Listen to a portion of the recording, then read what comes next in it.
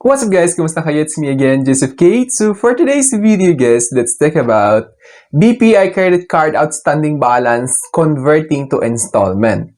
Or paano nga ba i-convert yung outstanding balance ng BPI credit card natin into installment para hindi siya ganun kabigat sa bulsa bayaran every month. Kasi kung malaki talaga yung outstanding balance, talagang hirap bayaran nun.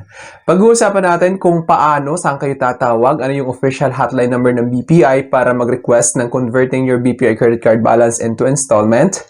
At the same time, pag-uusapan natin yung eligibility and of course, yung fees and charges.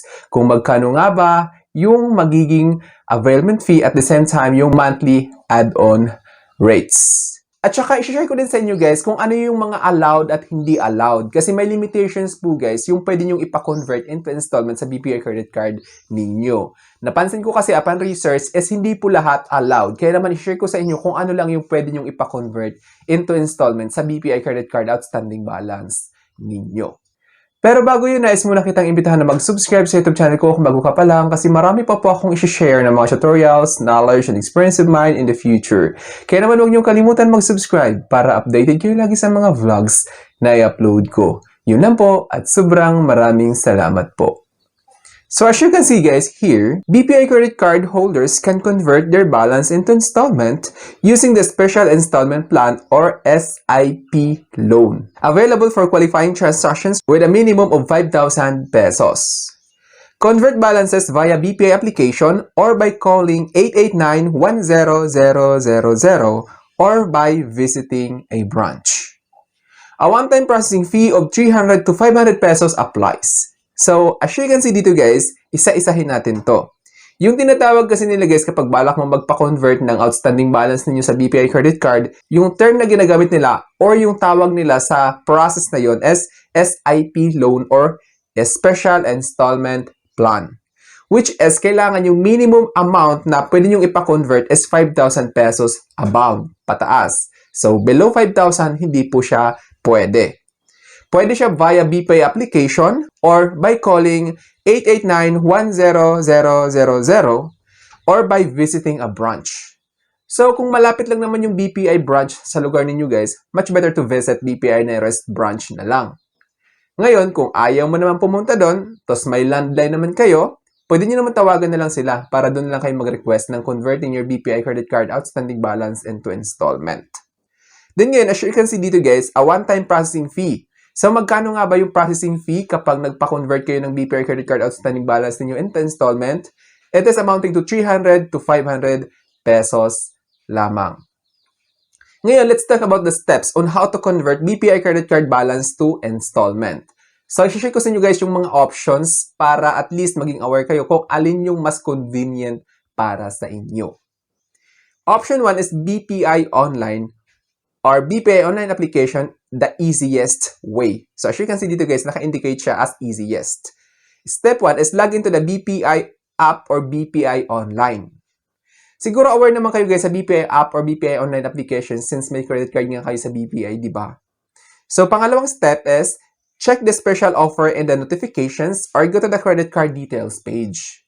So mamaya, meron kayong offer, no? Kasi minsan nag-o-offer si BPI ng converting your BPI credit card into installment. So, makikita nyo yan guys sa notification. Check nyo yan, yung notification na yan. Pero kung wala, punta na lang kayo sa BPI credit card page kung ano yung credit card na yun na may outstanding balance na gusto nyong i-convert yung credit card outstanding balance niya into installment. Then, step 3 is select balance conversion. Then, fill out the application form with the desired term, 6 to 36 months. So, as you can see dito guys, pagka-fill out nyo ng form, then pipili kayo ngayon kung ilang months nyo siya gustong bayaran. So you can see, yung pinakamatagal is 36 months or 3 years. If i-convert nyo siya into years, kasi yung 36 months divided by 12 is 3 years siya. Review and submit the application. So, yun lang. Fill out kayo ng form, lahat ng details, kung magkano, ganyan-ganyan. Check nyo yun. Follow nyo lang steps. Open kayo ng BPI online application. Then, yun. Then, option 2, guys, is pwede naman via phone request. Call 24-hour BPI Contact Center at 889-10000 Metro Manila. Or 1-800-188-89100 domestic toll-free. So, bakit nga ba dalawa yung binigay dito, guys? As you can see kasi, kapag within Metro Manila kayo, pwede nyo i-contact yung 889-1000. So, actually guys, itong 1800-188-89100, even within Metro Manila or outside Metro Manila, pwede nyo itong gamitin. Ngayon, bakit dalawa? Kasi itong 1800-188-89100, para lang ito sa mga outside Metro Manila. Para hindi kayo ma-charge ng extra charges kapag tatawag kayo sa BPI Customer Service Hotline. Kasi using your PLDT landline, no, libre nyo lang po ito matatawagan. Hindi nyo na po kailangan ng extra cost. Like for example, kasi kapag naka-enable yung long distance call ng landline ninyo, so magpo-proceed pa rin kapag tumawag kayo sa 889-1000. Yun nga lang, may bayad yon.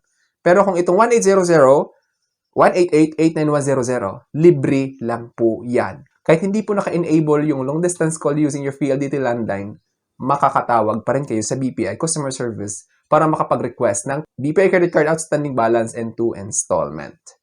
Then you have to press to, no? The moment na kayo, nakadial na, sinasabi na, welcome to BPI ganyan customer service, press mo yung 2 for credit card concerns. Then ngayon, let's talk about the option 3 in converting your BPI credit card outstanding balance into installment. Visit any BPI branch to request the conversion. So if may malapit lang naman ng BPI branch sa inyo, much better to visit na lang, no? Kasi for further questions of yours, masasagot agad nila yun since employee sila ni BPI. May mga ideas sila regarding BPI credit card converting outstanding balance into installment. Then yeah, let's talk about the key details for balance conversion. Eligibility. So before kayo makapagpa-convert ng outstanding balance niyo sa BPI credit card, may eligibility po siya, guys. As you can see, only for BPI active credit card holders and in good standing. So yung mga active credit cards, so mamaya suspended na yung credit card niyo since hindi nyo na nabayaran. So hindi nyo na pwede yon. Make sure lang guys, if ever na hindi nyo na kayang bayaran yung outstanding balance ng BPI credit card niyo, you have to find a way na talagang mabayaran nyo siya before pa masuspend yung account ninyo kasi magsasuffer yung credit history ninyo or yung credit score ninyo. Dapat aware kayo dyan.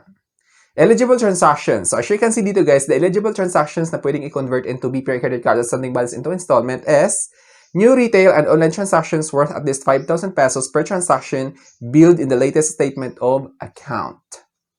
So as you can see dito guys, is yung new retail online transaction which is at least 5,000 siya. So at least 5,000 pataas. Yun lang yung pwede nyong i-convert into BPI credit card outstanding balance into installment.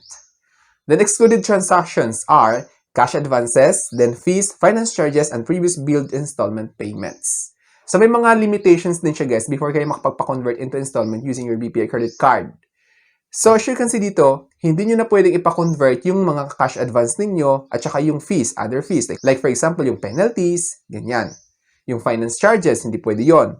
At saka yung previously billed installment payments. So, dapat aware kayo dun. Yung allowed lang na pwedeng ipa-convert is yung mga retail purchases like sa mga store, dun swipe ninyo, 5,000 above.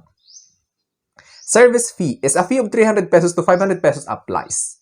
So, nakadepende siya kasi siya guys kung ano yung in-avail ninyo. So, nag-range yung availment fee niya around 300 pesos to 500 pesos. Rates. Special installment rates. Often lower than regular interest rates apply. Example is 0.59% for 36 months in some promos.